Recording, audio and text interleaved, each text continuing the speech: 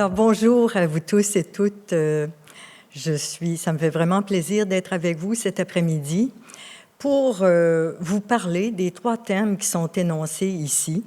Alors, dans la première partie, mon objectif, c'est de faire ressortir la spécificité des services d'investissement qui se caractérise par la nature professionnelle de la relation qui existe entre l'intermédiaire financier, ceux qui ont été identifiés par ma collègue Cynthia Duclos, et donc entre ces intermédiaires financiers et leurs clients. Pourquoi c'est important de faire ressortir cette spécificité? C'est que ça va nous permettre de mieux comprendre la raison d'être de l'encadrement qui est mis en place par les autorités régulatrices, un encadrement qu'on qualifie de professionnalisé et que je vais décrire brièvement dans cette première partie, pour ensuite, dans la deuxième partie, de mettre en relief certains enjeux que soulève cet encadrement professionnalisé, et finalement, dans la troisième partie, pour proposer une approche holistique de la protection des épargnants. Alors, voyons maintenant la première... point de départ. J'ai notre point de départ. Donc, la question est la suivante. Les services d'investissement se distinguent des relations commerciales traditionnelles, comme par exemple la vente d'une maison, d'auto, de meubles, d'ordinateurs. La question, c'est pourquoi? Alors, on va commencer ici avec un schéma où on va présenter les différentes caractéristiques de la relation qui existe entre l'intermédiaire financier et le client. Et ici, vous allez remarquer que les caractéristiques que je vais faire ressortir, ce sont des caractéristiques que l'on retrouve dans la relation qui existe entre les professionnels qui sont régis par le Code des professions, par exemple, avocats, notaires, médecins, comptables, et leurs clients. Vous allez voir qu'il y a beaucoup de similitudes entre ces relations professionnelles qui sont régies par le Code des professions et nous, dans le contexte des services d'investissement.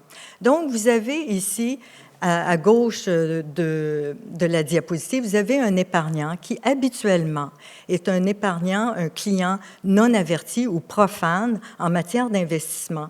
Et pour, je dirais, illustrer l'existence de ce client non averti ou profane, je vais partir d'un exemple de un arrêt célèbre de la Cour suprême du Canada qui a été rendu en l'an 2000, l'affaire Laflamme, où on était en présence de M. Laflamme qui avait fondé son entreprise de portes et fenêtres sur la Rive-Sud et qui, à la veille de prendre sa retraite, a procédé à une réorganisation de son entreprise, ce qui lui a permis de récupérer un montant d'environ 2 millions de dollars qu'il voulait investir pour assurer sa sécurité financière au moment de sa retraite.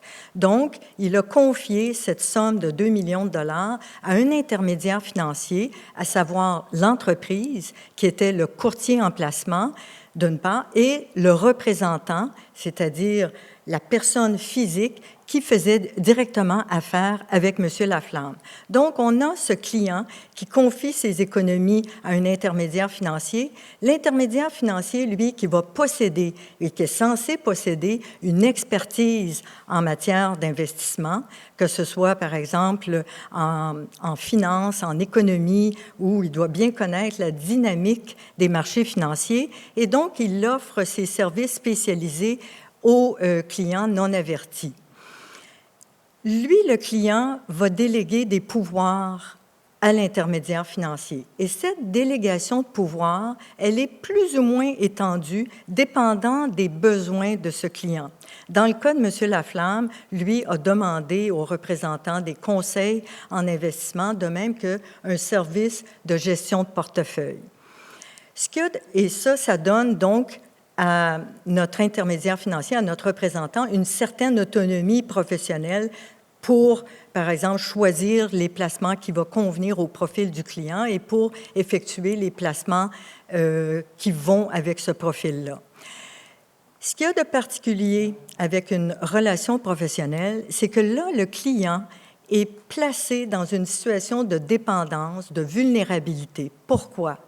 parce qu'il se fie à la compétence de l'intermédiaire, à la compétence du représentant, mais surtout, il va se fier, il va tenir pour acquis que le professionnel va agir dans l'intérêt du client, que le professionnel est censé, et le client va le présumer, le professionnel est censé faire primer les intérêts du client.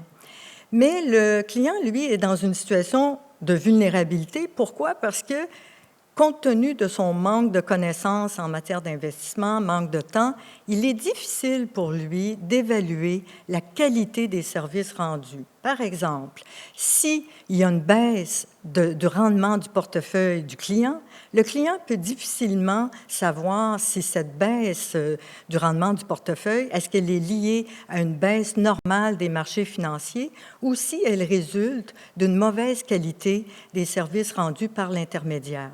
Et c'est là où il y a un élément important dans une relation professionnelle qui peut devenir problématique, c'est la conciliation entre les intérêts du client d'une part et les intérêts de l'intermédiaire.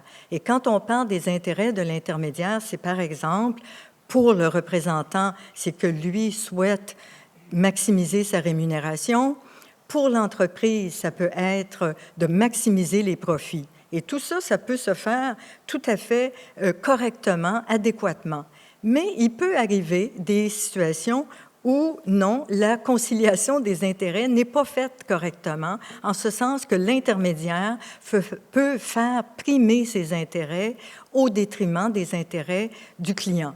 Et ceci nous amène au risque, le risque de manquement professionnel. Dans le cas, par exemple, ici je le mentionne, les placements inappropriés qui ne correspondent pas au profil du client. Dans le cas de l'affaire Laflamme, ce qui est arrivé, c'est que M. Laflamme, lui, souhaitait avoir des placements sécuritaires pour assurer sa retraite, mais en l'espèce, dans l'affaire Laflamme, le représentant a effectué des placements spéculatifs. Il y avait une très faible diversification du portefeuille. Et aussi, il y avait une multiplication des transactions pour générer le plus de commissions possible, des commissions qui étaient hors du commun.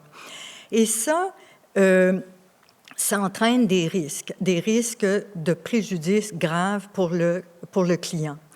Dans le cas de l'affaire Laflamme, il y avait, dans plusieurs cas de jurisprudence qu'on voit, c'est qu'il y a des pertes financières. Dans le cas de M. Laflamme, c'était des pertes de plus d'1 million de dollars qu'il a réussi à récupérer grâce à la poursuite en responsabilité civile qu'il a intentée contre l'entreprise et contre le représentant. Mais donc, il y a des pertes financières potentielles, pertes aussi, préjudices de nature physique ou psychologique, que ce soit en termes du côté de l'angoisse, l'anxiété, etc. Donc, ceci nous amène à cette diapositive où on constate que les autorités régulatrices tiennent compte de cette spécificité des services d'investissement, de cette nature professionnelle des services, et elles mettent en place un encadrement qu'on qualifie de professionnalisé. Et c'est un encadrement, donc, qui est adapté au type de services caractérisés par leur nature professionnelle. Cet encadrement professionnalisé va comporter 4 grandes composantes. Il va y avoir tout d'abord un contrôle à l'entrée, avec des exigences, par exemple, d'inscription ou de permis d'exercice qui va permettre à l'autorité d'encadrement de vérifier la compétence, l'intégrité de l'intermédiaire. On va également avoir une deuxième composante, l'intensification des normes de conduite. Qu'est-ce qu'on entend par intensification? Ça signifie pour la réglementation, législation, règlement et normes plus spécifiques, ça signifie des normes rigoureuses de loyauté, d'intégrité, de compétence et de diligence. On a une troisième composante où on a des mesures pour former ou éduquer les personnes régulées, les intermédiaires financiers. Et finalement, quatrième composante, qui est une composante importante de cet encadrement, c'est le processus disciplinaire. Ça, c'est la mise en place de mécanismes d'inspection, d'enquête, dépôt de plainte et éventuellement, s'il y a manquement professionnel, l'autorité d'encadrement peut imposer des sanctions disciplinaires. Alors, comme exemple, ça peut être imposé et principalement imposé par les organismes d'autoréglementation, comme, et que je résume par l'acronyme OAR. Alors, on a l'OCR-CVM pour les courtiers en placement et leurs représentants. On a l'ACFM ou MFDA pour les courtiers en épargne collective et leurs représentants. Et au Québec, on a la Chambre de la sécurité financière pour différents types de représentants que je vais mentionner tout à l'heure, que je vais préciser tout à l'heure. Si vous remarquez avec cette diapositive-là, c'est que cet encadrement se distingue des normes qui sont imposées dans le cadre d'une relation commerciale traditionnelle. Quand, par exemple, un commerçant vend des meubles ou des ordinateurs, le commerçant et le client, ils sont dans une relation commerciale et non pas une relation professionnelle. Ce que ça signifie que chaque partie va défendre ses propres intérêts.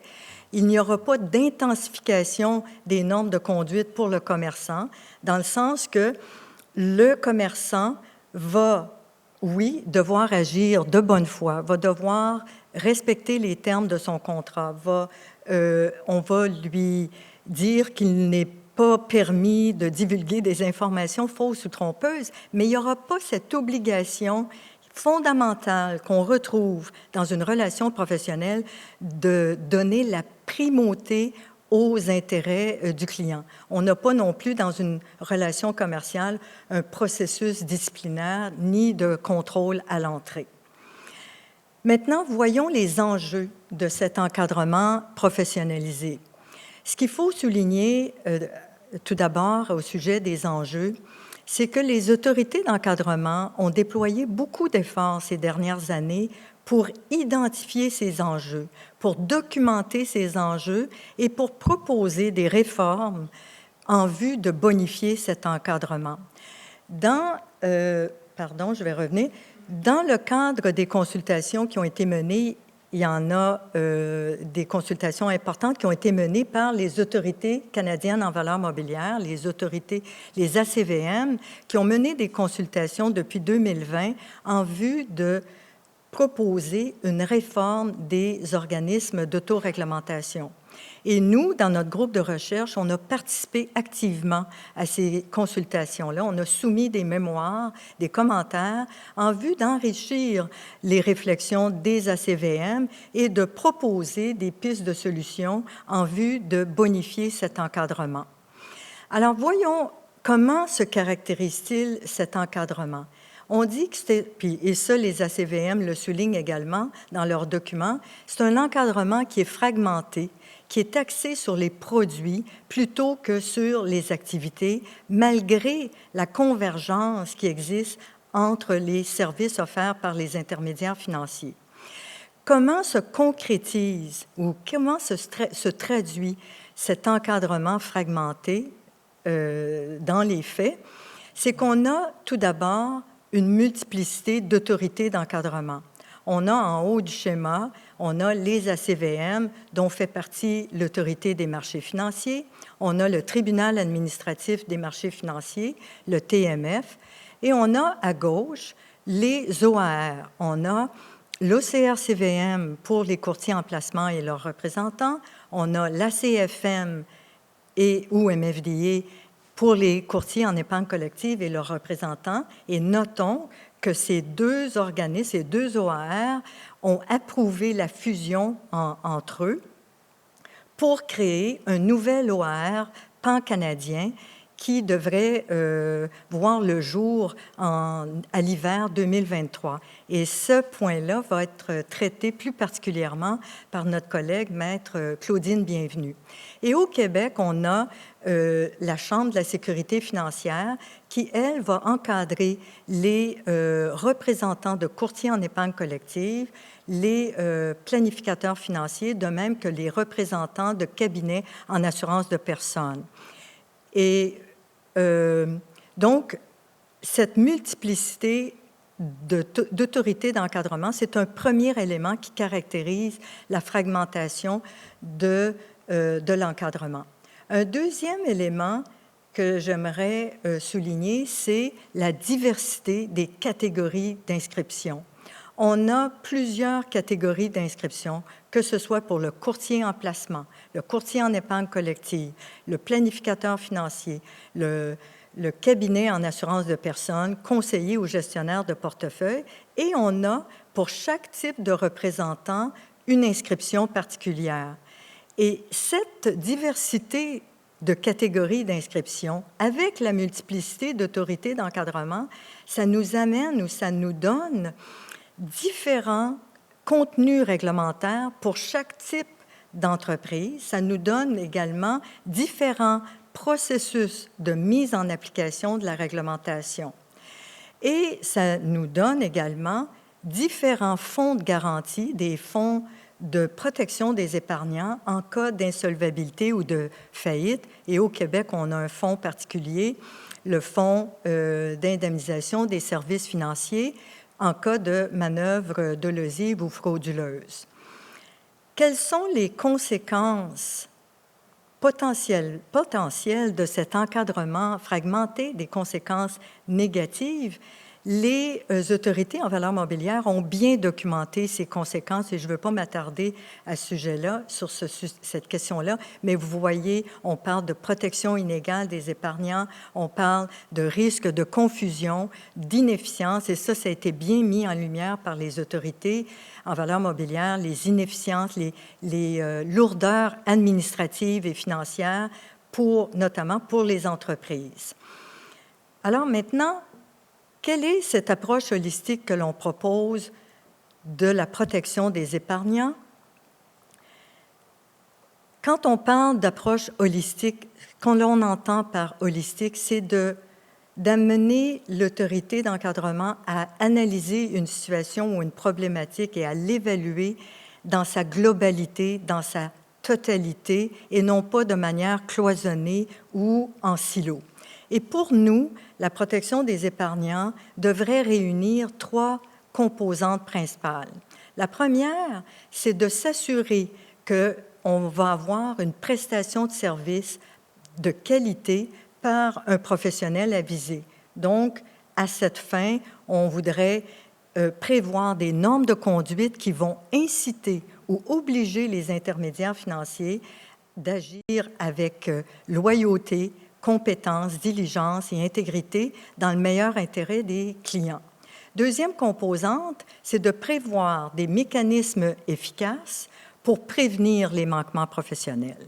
Et troisième composante, c'est de prévoir des mécanismes efficaces pour réparer ou minimiser le préjudice que peut subir l'épargnant en cas de manquement professionnel. Ces 3 composantes qu'on réunit devraient nous donner des effets bénéfiques recherchés.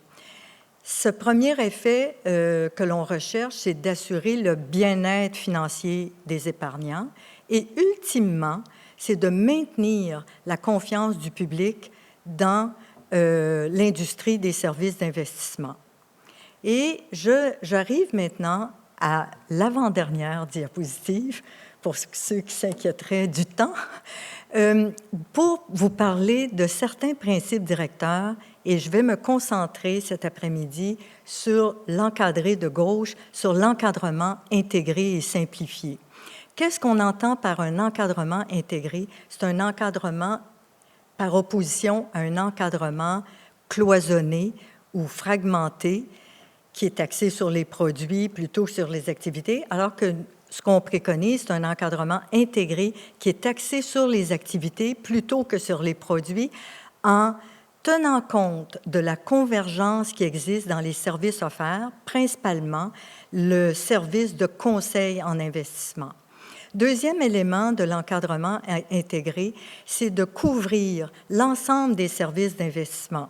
Et comme notre collègue Martin Côté va l'expliciter dans sa conférence, c'est quand on parle de services d'investissement, ce n'est pas uniquement le secteur des valeurs mobilières qui est visé, mais également le secteur de l'assurance de personnes pour les produits d'assurance de personnes qui comportent un volet d'investissement comme les contrats de fonds distincts. Et le troisième élément de l'encadrement intégré, c'est un aspect ou un sujet qui va être traité plus particulièrement par mes collègues Cynthia Duclos et Salomé Paradis, qui vont venir mettre l'accent sur l'importance pour une même autorité d'encadrement, par exemple un OAR, un organisme d'autoréglementation, de pouvoir intervenir tant sur les aspects organisationnels qu'individuels de la prestation des services d'investissement. Ce que ça signifie que l'autorité d'encadrement, l'OAR, devrait pouvoir intervenir auprès des 3 groupes d'acteurs, entreprises, dirigeants et représentants. Et finalement, quand on parle de simplification des structures et de la réglementation, bien, un bel exemple qui est apparu là, ces dernières années, c'est le projet de fusion entre l'OCR-CVM et la CFM pour créer ce nouvel OAR pan-canadien. Donc, quand on parle de simplifier les structures, c'est d'essayer de simplifier les autorités d'encadrement, de simplifier ces autorités qui interviennent auprès des épargnants. Et ça devrait nous amener à une simplification de la réglementation, des contenus réglementaires et des processus de mise en application de la réglementation. Et j'arrive à la conclusion pour ici illustrer ou montrer, mettre en relief ces différentes mesures de nature préventive et réparatrice que les autorités sont appelées à mettre en place dans une perspective holistique. Et aujourd'hui, le colloque d'aujourd'hui est un bel exemple de cette approche holistique que l'on préconise. On va avoir différents conférenciers qui vont aborder plusieurs de ces mesures préventives et réparatrices. Alors, je vous remercie de votre attention. Et je vais passer la parole maintenant à mon collègue Stéphane Rousseau, qui va venir présider le premier panel. Et alors, je présente brièvement M. Rousseau, qui est avocat émérite, professeur titulaire de la Faculté de droit de l'Université de Montréal et professeur affilié au département des finances de HEC Montréal. Alors, merci.